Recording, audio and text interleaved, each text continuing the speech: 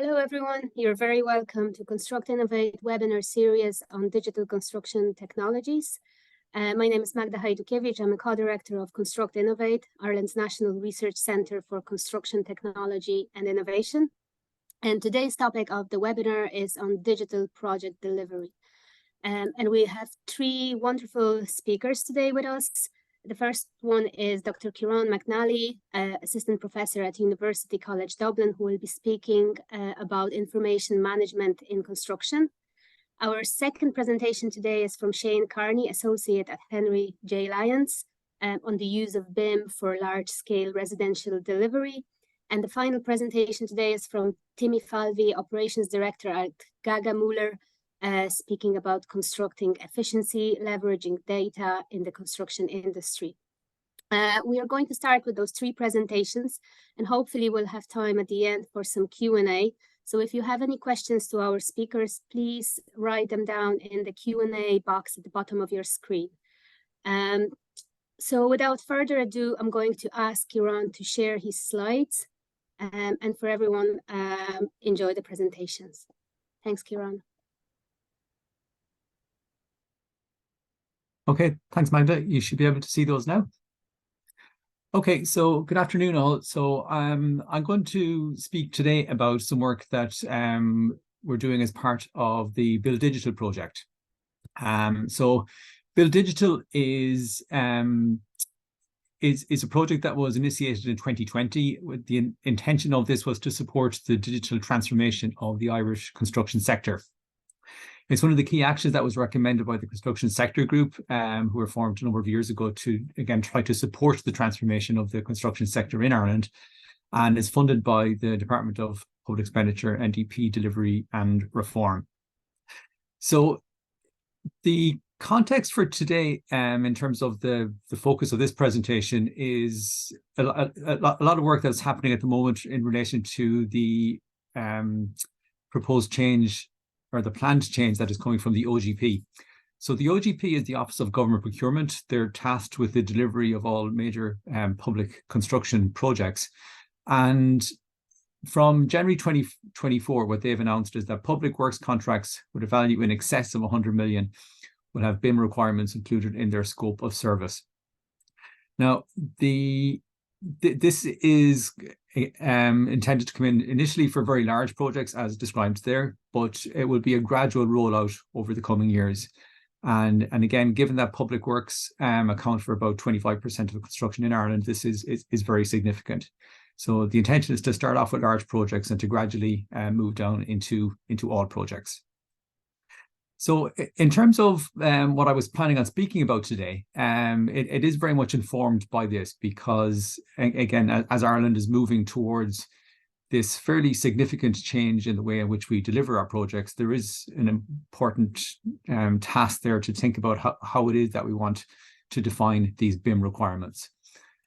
So as I said at the start, the function of the Build Digital project is to kind of provide support to the construction sector in this regard.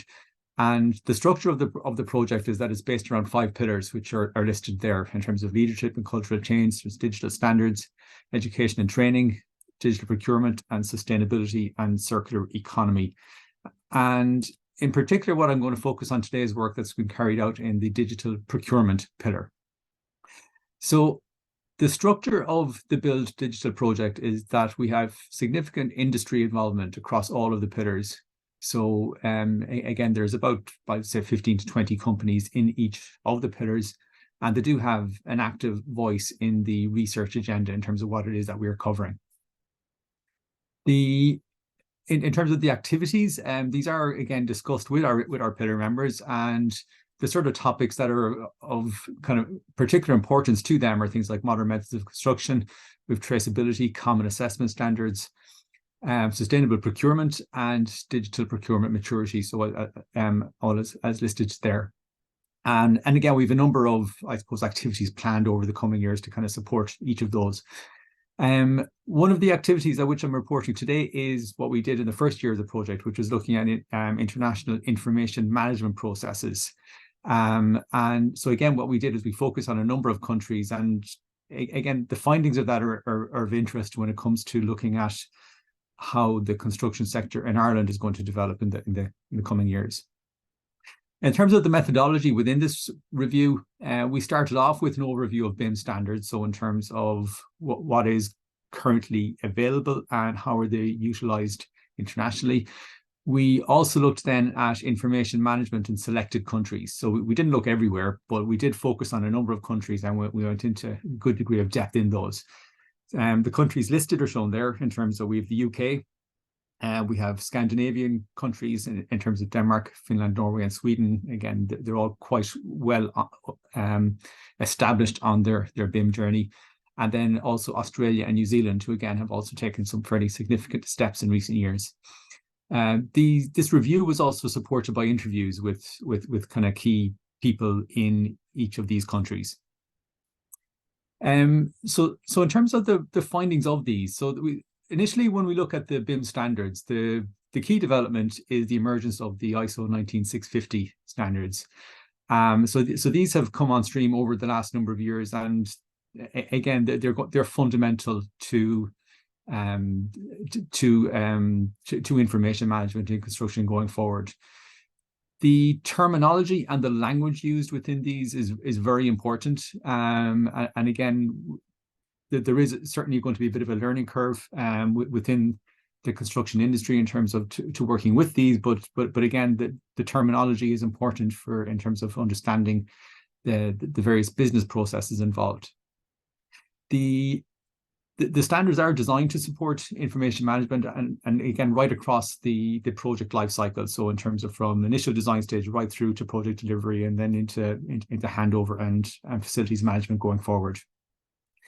There's also a very useful guide produced by the ISO in terms of 12911, which is a framework for BIM guidelines. And so in terms of as countries are trying to go down this route in terms of specifying BIM as a mandate requirement, there is a need then to develop guidelines and so on in support of this. And again, there's some good advice there. And the final piece then was just the importance of open BIM. So open BIM is all about, again, open source software. And again, the intention is that this should break down silos, that it avoids the scenario where data is effectively captured by certain technologies and so on. And again, it should be an enabler of innovation and support collaboration. Now, when we look at the international review, the UK is obviously of great interest to us, and the key development over there was the UK BIM framework, which is intended to support the implementation of ISO 19650.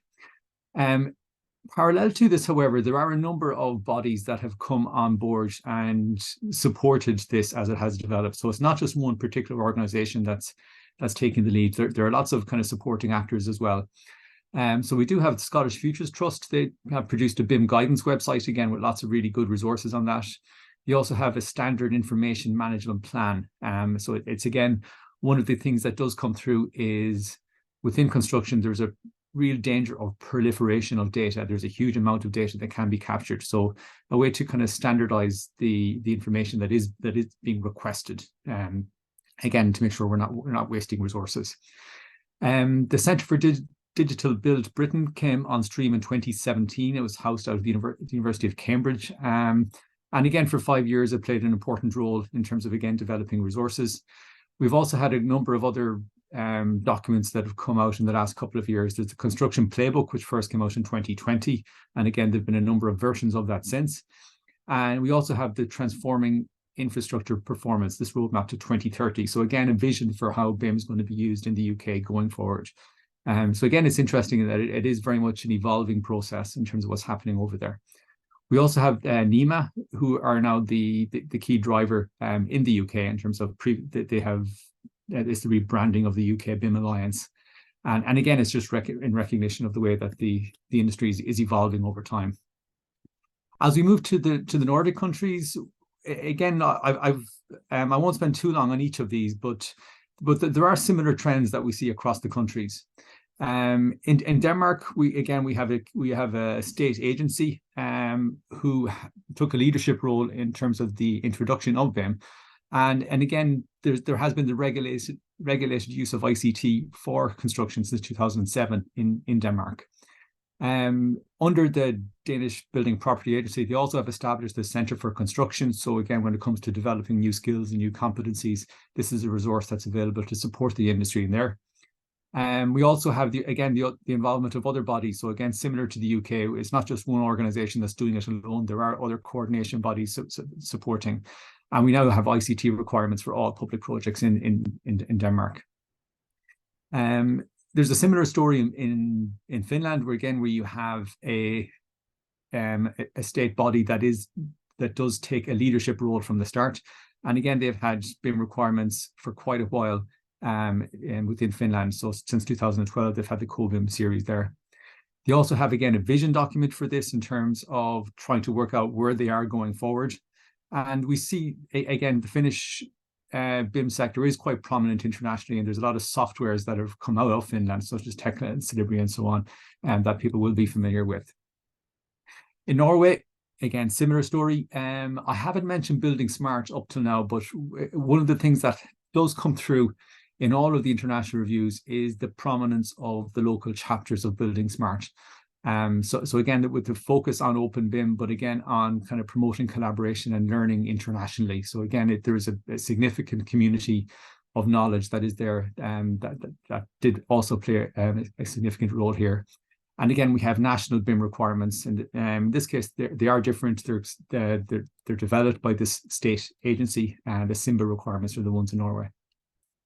The final Nordic country is Sweden, and in this case, we don't have a national mandate, but again, we do have very extensive use of BIM in construction. They did have a BIM alliance, which was formed in 2014, and they did produce national guidelines, and again, they are used extensively. Their standards are primarily based on ISO, but again, Building Smart, I suppose the fingerprint of those again is quite prominent in what has been produced. Finally, then, just to go to again, Australia and New Zealand. Again, we have a similar scenario, even though it's again a completely different part of the world. What we do have again is a state body that is playing a leadership role within this. So again, here we have two of them in terms of the Australasian BIM Advisory Board and the Australasian Procurement and Construction Council. And what these have done is they've developed, again, guidance documents and so on. And we now see that there are BIM requirements in many states. In Australia, we have both state and federal governments. And again, you have different requirements for each. And again, there's the need to have coordinated approach across those. There's a lot of supporting structures in place, such as a national BIM portal where everything is freely available. And again, there is a strategic approach to this, where there was the BIM strategic framework was developed a number of years ago, and again it's looking at the measures they need for success and providing a vision going forward. The last one then is New Zealand, and again this was done in coordination. Their strategy was developed in coordination with Australia, and again they have a number of local bodies that have promoted that have developed national guidelines. And again, they have strategic recommendations going forward. So again, a lot of kind of common ground with this. Now, in terms of trying to make sense of all of this and what it means for the Irish situation, what we do see is that international collaboration is essential. So we did have, for example, a Nordic BIM group whereby the standards being used in each of the 4 countries in Scandinavia are quite different, but they're all again developed in a collaborative process. So again, they do try to learn from their near neighbors, and again, it makes sense in terms of given the shared market that exists between those countries. We had a similar scenario in Australia and New Zealand, and again, from an Irish perspective, given again we have a near neighbor that has been doing quite a lot in this space, it does make sense to try to learn. To learn from what has been happening in the UK. The Building Smart chapters are prominent in all of these in terms of they have played a significant role in terms of bringing that international experience to those countries and allowing and again, allowing people to learn from that. Standardization is essential, but equally understanding the data is also really important. So there is an essential element in terms of understanding what data is being requested, and again, try to identify that for the various project stages. The last point then was just about the need for focus and support for SMEs. So again, this has been raised many times in Ireland, but it's also, again, a common story internationally, in that the construction sector does have a very large proportion of small businesses, and this is not just the case in Ireland, it is the case in every country.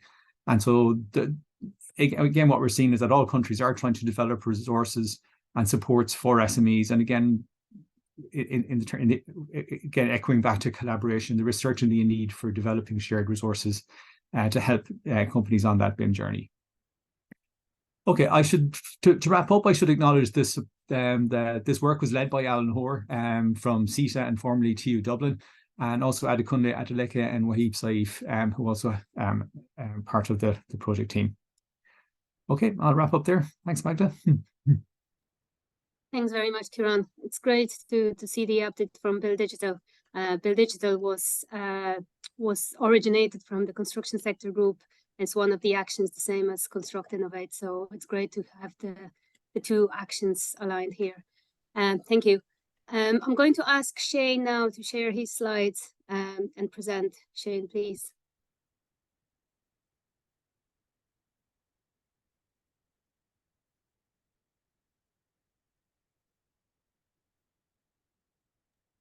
Thanks, Shane. You see that, Jim? Yeah. Okay, this is going to be a very quick whistle stop through how we do large-scale resi using Revit and some advanced workflows. So we'll just get into it. So I'm obviously work for Energy Lines, one of the biggest practices in Ireland, about 266 people. We've been around a long time, and we've projects from all the way around the globe at this stage. You can see in the map in the corner, most of our work is focused in Dublin and Europe. We have last year, at the last count, we did 24,000 plus residential units on the drawing boards.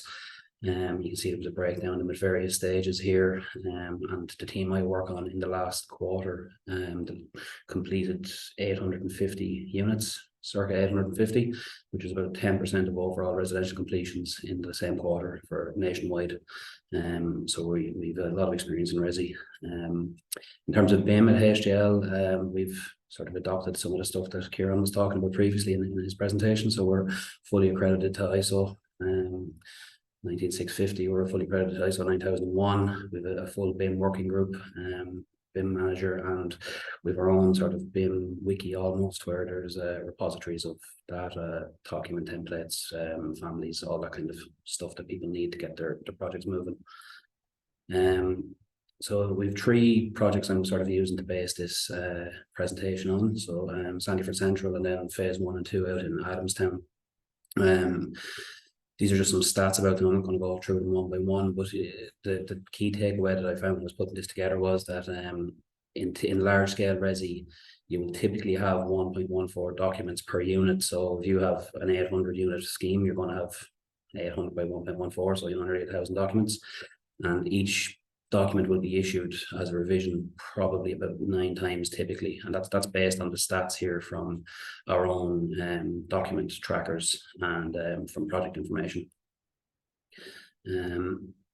So the efficiency and effectiveness, pen and paper still has its place, so it's not some sort of a zealous movement to get rid of pens and papers. I still use it a lot myself, but there is a huge efficiency to be gained by adopting new techniques and workflows. And there's a little matrix down here at the bottom where you can either be ineffective and inefficient, as you know, you're using old techniques and you don't really know what you're doing with them.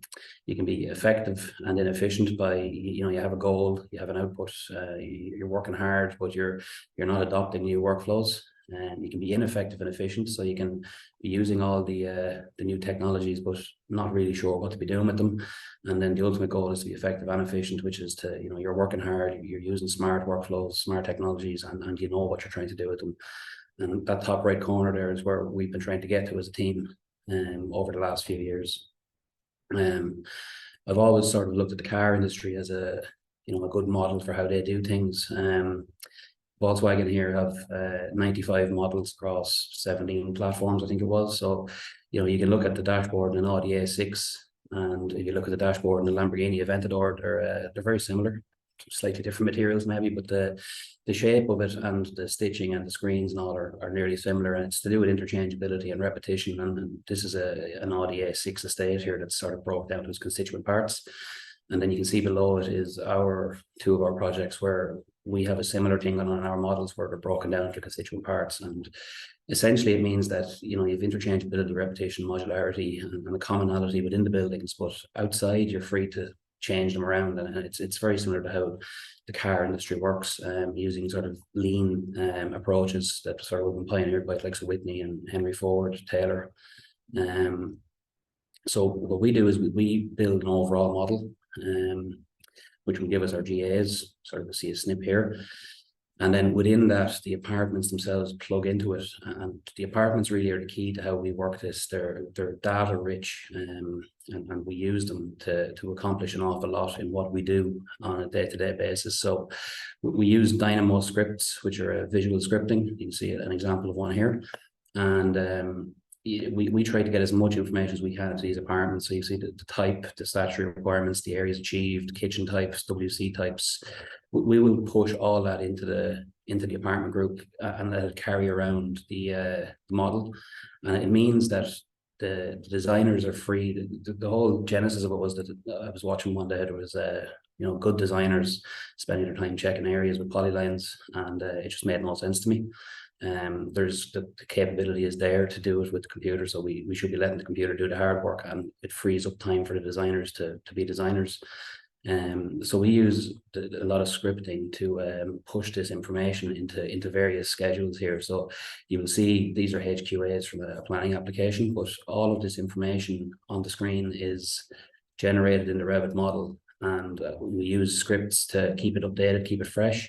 We have checks, so you see the green here means that it's compliant. If there's a gap in it, we know where to check it, and we can quickly update that and run our script again and get our units compliant. And we're not spending days and weeks counting units. And after a certain point in time, human error creeps in because of the monotony of some of these tasks. And sometimes it's nice to just have the reliance. We'll obviously do our own spot checks, but we try to use the computer as much as we can.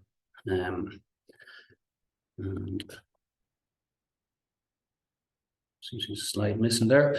We also use it for what happened to that? We use it for compliance checking as well. So you'll see here that we've schedules set up for our purge ventilation checks to make sure we're getting enough opening areas in our apartments for windows and doors. This is it before the script. This is the script here. So it goes in and searches for the room information, and it pairs it with the windows or the doors in the room, works it out as the percentage check. And you can't, in the earlier versions of Revit, have two colors activated in a column for a check. So we have it green if it's compliant, and if there's a gap, we know to check it. So we'll go and check it. It's fairly quick to narrow down what apartment is the issue or what window type usually. Make the changes, and we'll run our script again. It'll go green. We also have checking views set up. You can see at the bottom right here, which will highlight to us which windows are non-compliant. And when you're working on a scheme sort of day in, day out, you very quickly see the pattern and the trend and know where to go. Similar to room numbering, that could, on these schemes, if you take 500 or 600 apartments and 6 or 7 rooms per apartment, you could be a while numbering, and especially if you missed one then. So we use a combination of the groups and the overall building layouts to put our numbering in, and we do it through scripting so that we're not having to manually type in every number in every room. And it also means if we change layout, add an apartment, remove an apartment, we can quickly update the room numbering, and again not have competent design staff doing fairly manual labor intensive jobs like typing in numbers. Same with door numbering. We've developed scripts for the same, so we have sort of friendly front ends and to let people pick what plan or what level or what door. In some cases you might want to only tag certain doors, so we've allowed that to be sort of the friendly front end, so people tend to get intimidated by these node heavy scripts, but we've sort of put this front end on it here that's using a plugin called Data Shapes that allows it to be done with the click of a button, and you're not being scared away by this. In terms of coherence of notation, then we use Excel spreadsheet. We work with in-house specification writer Annette Dempsey. So Annette has sole control of the Word file and the spec. We work with her on it, closely when we're designing and detailing. We'll spec products, we'll change notation, but ultimately Annette has full control of the spreadsheet and the Excel, the Excel and the Word file. And we then push the Excel with a macro into a text file for keynoting. And that means that when we're keynoting in the drawing, at least all the drawings have the same notation, and that's sort of trying to minimize claims and variations. And you can see an example of it down here. So if we decide we change a material that's already tagged, we just upload our keynote and it'll update the noting. Online, then, there's somewhere we have to have somewhere to kind of keep all of this information and these standards and how they work and the rules and processes. So every project we use Google Business Suite internally. So every project gets a drive and gets a series of checklists and guidance documents where it's like a central repository for the project. A lot of it has commonality across all of our projects in terms of coloring and notation of drawings, but we would every project has its own sort of unique factors that we need to capture. So these are live documents, they're dynamic, and they're available for the team on the project update and to keep track of everything. And then we also have a sort of a workflow diagram that explains the dependencies of various packages, so that when we're planning document issues or tender releases and trying to plan large packages of work, we're able to work out which packages need to be done first to allow other packages to be done, which packages can be done through scripting, which packages are standalone, which packages are standard details, and this is just a quick sort of, it allows people to see at a glance where they are or what they have to do. We also were working on cloud-based. So pre-COVID, as most people, we were in the office 5 days a week. COVID landed, and we sort of had to scramble to get to a remote setting where we were using VPNs and remote desktops. And then from May 2020 onwards, our team started looking at BIM 360, and we now use that exclusively for our projects, where we can access them from everywhere, from our laptop, from the office, wherever, and we can still get our link back to the server for file saving, file sharing, that type of stuff. And these are just some of the stats then from some of the models. So like the Sandy for Central will be the biggest of the projects, 862 megabyte model, 5,000 model syncs, 2,255 sheets, views on sheets, 0 CAD files. So we've completed that without any CAD files being used for construction issue. Adamstown, the crossings, 1.1 gigabytes, but an awful lot less syncs, but it's probably half the size of the Sandyford project. And then phase 2 in the crossing is actually smaller than both of them, but the model is bigger. There's a bit more detail in the model, and the guys are fans of not losing their work, so they've nearly 3 times the amount of syncs as phase 1. And that's pretty much it. It was a fairly whistle-stop tour. Thanks very much, Shane. Great to see the examples of how to use workflows to be more efficient and effective in your project delivery. Very interesting. Okay, thank you. I'm going to ask our final speaker today, Timmy Falvey, to share his slides and present his presentation. Whenever you're ready, Timmy. Thank you.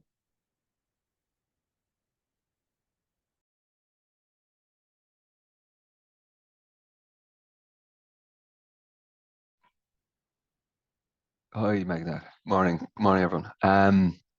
So sorry, my presentation today is going to be covering constructing efficiency and leveraging data in the construction industry. So I suppose the whole series has been looking at digital adoption and different digital tools that we can implement. And the one thing that all the tools have in common is that they are storing and categorizing data in a more efficient manner for us to be able to utilize it. Just a bit about myself first. I suppose I'm a qualified architectural technologist. I've had previous roles working in architectural practices, and then as subcontracting roles and in tier 1 contracting roles. I suppose what data let me see was the kind of disconnected nature of each level of the project team. Maybe everyone's leveraging BIM and digital and data, and everyone's, I suppose, maybe using it to protect themselves at their own level and kind of just playing the game. So that led me to Gaga Mother Group, where I've been lucky enough to progress as a project manager into operations manager and now operations director, overseeing our teams in 2 offices in Ireland and the UK, supplemented with a technology division.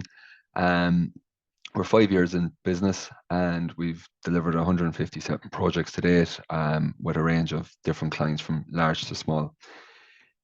Our projects primarily have been in the data center sector in mainland Europe, I suppose, and in Ireland.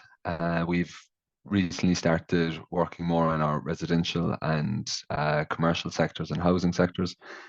But what we found is that our approach to how the project should be managed and governed is the same, regardless of the sector. So I suppose we take a digital governance and a data management approach for clients, and to how they should approach their projects through digital transformation, project management, cost management, and portfolio management. And then we can apply those to any stages, whether it be plan, design, build, operate, facilitate that with the REBA stages or the RAI stages. So I suppose just looking at something first, I suppose digital transformation is not new, and how we've got there has been a journey. Looking at other industries, the old way for maybe stopping at a traffic light was a person with a torch and stopping traffic. Next thing it was traffic lights became the new norm. And now we're talking about autonomous cars that are going to be able to communicate with traffic lights and read those sensors. But in all that, there's a process and there's structured data. So it's travel from point A to point B and stop at a junction when required. So in construction, I suppose we have a similar aspect. We have the old way, which was drawing boards and everything was on sheets. New norm is working everything in a digital environment. And the next steps will be getting to, I suppose, generative design and other aspects of how we're going to be able to utilize AI in the future for being able to assist us in the construction industry. But again, the process is there. And no matter the industry or the project, it's take an idea and a brief, hand over a building, and digitize the process in the middle is how we will get to that AI aspect of facilitating our efficiencies. Looking at the problem in construction, I suppose at the minute is it's overstrained. We haven't improved as an industry in over 50 years, maybe, for our productivity. We're lagging behind other sectors, especially when we look at something like manufacturing, which also takes an idea and a brief and hands over a product. And what we've started to look at is the solution to gathering all this goes back to that people, process, and technology approach. So understand the people that are involved in the process, and this is regardless at what stage or what facet of construction you're looking at. Understanding the people that are involved in it, then developing a process around it that everyone can work collaboratively, and then using the latest technology to digitize that so that we can begin to facilitate their work in a more streamlined manner, but equally capture real-time data analytics coming from site. Capturing the digital information, I suppose, can be done through a number of ways, and I suppose on site there's a wealth of information being accumulated, and even from teams visiting site, that we have a skills gap, I suppose, in the industry where maybe people aren't up to speed with the latest technology or how to collect information or collate it correctly. But simple things like basically being the clear roles and responsibilities. So user buy-in is critical for your data to flow and to make it efficient. And if we can't rely on the cleanly collected data and we're getting clarity from it, we'll begin to doubt it. And then implement role-specific training for users. So then that could basically educate the boots on the ground approach. So anyone that's going out to collect information has a quick user guide. It could be a different platform they're using because it's client mandated. If someone's tech savvy in the office, understand it, make a quick user guide for someone to basically go out to and allow them to be able to collect that information. And I suppose once we start collecting that information, we're now optimizing the people that are going out to site with the experience of knowing what they need to look for. They're capturing it in a data-led approach. That's going up onto the system, and now we'll begin to basically carry out our reporting and start collating the data. So looking at enterprise reporting process, and this approach can be applied to a number of projects or just one project, but the demand, I suppose the process is the same. If you can kind of look after the pennies, the pounds will count themselves. So looking at our data sources. So we could have a multitude of data sources and letting each, I suppose, each facet of construction work in the correct software that's applicable for them or that is set up for their aspect of the industry. Then being able to collect all that information and begin our data transformation process. So now all that information from all those data sources is being collected in our Azure SQL servers. And now we're going through Python scripting to clean it up, API integrations to make that automation from the data source databases. And now once we begin to kind of create our SQL server and store it, we can begin then to work it with our Power BI desktops. So what I suppose important is this, and a lot of people can get worried about it, is what level of reporting do you go to and who can see what? So from that perspective, we would look at 3 tiers of reporting, where you get down into setting up a database based on each of the sectors within the industry, or whichever ones you're targeting. Then basically collating that up into a more streamlined approach, and then the executive level database approach. So working through that, then it's setting up the security requirements for your 3 different levels. So you could have your executive level, your senior management, and your contractor or your site teams. And then the delivery of that would be that the contractor reporting, the senior management reporting, and the executive reporting are all feeding from the same databases, but they're basically using a more, I suppose, condensed level of information that they view. The executive report might not need to get into the weeds of where the contractor report would on what is actually gone wrong, whereas there's red signals going up at the executive level. Senior management can then identify why those red signals are happening, and then the contractor reporting will deep dive down into exactly where it's gone wrong and who needs to fix it and what they need to do. And I suppose the big aspect with this is the challenge is bridging that gap to success between communication of the experienced people and the site team and the senior management, and how we can improve the data lag towards real-time data. So with the skills gap, I suppose, that construction is experiencing currently, being able to leverage data and it being collected and collated in an efficient manner will allow senior management to be able to intervene on projects at a more critical stage. When issues are gone wrong, they can dive in very quickly, see where the issue is, and then come back up and then look at the next project where there's an issue and deep dive back in. So that all feeds into then the reporting cycle. So I suppose what's important with the reporting cycle is setting out your project goals and objectives at the start. And that comes from top-down approach, I suppose. So your executives and senior management detailing out what the reporting requirements are, then defining the reporting and processing requirements, integrating the technology with it, communicating and training all the teams, and then your information, your data will begin to flow. And then you can begin to look at process improvement. So I suppose that jump to AI that everyone is kind of maybe talking about, or how it can leverage in construction, there's still aspects of it that we need to kind of sort the fundamentals before we can really feed the machine that's going to drive AI for us down the line. But very quickly we can get there with just, I suppose, applying this approach of reviewing your reporting, implementing the reporting, capturing, collating the information, and now we're beginning to build up a database of requirements that we can begin to look at. Okay, I want to improve how we do our reporting, or we can look at trends and analysis. So the next couple of slides, I'm just going to go through a couple of examples of where we've utilized projects we've utilized some demonstration dashboards to kind of give an idea of that sense of where we can leverage project reporting to allow people to come in. So in this example, it would be a portfolio management summary where our teams would be, our executive levels would be able to come in, see exactly where projects are location-wise, then identify what stages they want to look at, hone into, let's say, a project at construction stage, and very quickly the items that are overdue are showing up on the board for them, and that now we know that this is the project that we need to look after or direct our time to straight away, because that's the one where we've got the most issues. Looking at then deep diving into the construction schedule, that would be taking an approach where once our information is collected via P6 or an Asta or Microsoft project, there's a kind of data feeding in the background that would need to be done to structure it so that it can be taken out of the P6 and we're not just looking at maybe a PDF of a Gantt chart, but that can still be produced. But in the background, we're able to leverage the data that's being collected inside in the scheduling software.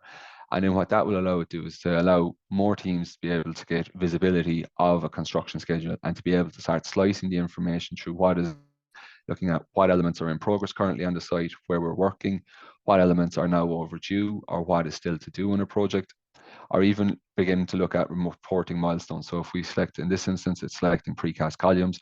So it's identifying that on level 6, 50% of the precast columns are overdue. So allowing teams to see milestone by milestone or package by package. So that's where I suppose the tiers of reporting will come in. And it's where it's something that's an iterative process working through with teams to understand what is the right level of information for each tier to be able to see. But that's not to say that the top tiers can't get down into the weeds, because all that information is there, but it's being able to quickly identify, here's the overdue items, this is what we need to look at and what we need to resolve. Then being able to look at the commercial reporting then separately with that, where we've identified previously that the commercial reporting is able to the work breakdown structures are aligned between the commercial reporting and the schedule, you're able to begin to filter through your categories again and look at, well, I want to just look at superstructure or elements, so that it rifles through that information and identifies where budget variance would be, or any contract variations, claims that might be coming in would amount to. And then equally, because we have everything aligned, we can now measure the contract versus the construction progress. So we can see that we've 18% of the scheduled days spent versus 4% of the contract for the superstructure played out. And that kind of comes from just going back early days to making sure that everyone's on the same playing field and that they're working with the same level of information and working on the same data sets as they want to move through it. Further to that, like, these figures, I suppose, will come from how the packages will be collated at a lower down level, so that you can deep dive down into your superstructure and see which packages are causing that budget variance and where the claims are coming in from. Similarly, with quality information, being able to capture your issues and your checklist, and I suppose that's a massive one that comes from site, and ensuring that there's a whole multitude of different common data environments and softwares out there that people will be using. Some will be client mandated, you might have them in your own company, but it's to know that you can, through the data aspects, once they're both laid out, you're able to pull it all together and to be able to I suppose collate it into something that would be understandable for your company. So if you have a set type of issue types that you want to follow, but there's something that the client wants you to use, then it's basically pulling that information out, just making the alignments between them, and so that you're able to feed it into your overall database. And the aspect with this is, the more collated and streamlined the information is, the longer you collect it for, in the future, you'll be able to begin to look at, I suppose, that AI aspect of things, where I've got observations on the mechanical reporting. They all seem to happen during the ventilation sign-off. So these same issues keep appearing on these type of schemes when we use this type of a system. So it's allowing that information that down the line we'll be able to feed it in with a system that where some new people will be able to start on the project, and it's upskilling them at a quicker rate, where they can review all the experience from the past members and have that checklist of items that they need to when they go out to site to review. Then it's looking at them being able to improve the efficiency of kind of integrating the BIM aspect of things with the site teams and with teams by means of visual communication. So something that we have worked on a lot in the past would be your BIM coordination, and making sure that everyone is sticking to a schedule of works and that areas are reviewed and completed and signed off for the appropriate material. For appropriate coordination. In this aspect, it's looking specifically at the RC model by the contractor, and reviewing what areas have been completed and under review. Similarly to this, then we've taken it from the approach where that can be aligned to the construction schedule, and you can then align the construction schedule over to show what elements have been completed, what are under review, and what are overdue. But again, because we've got all the data sorted at the start of the project, everyone's working to the correct work breakdown structure, we're now able to interchange the level of information we want to overlay on that visual, to be that to progress information, or be that to just our commercial information, quality information, whatever level of detail we want to show on top of the visuals is now achievable.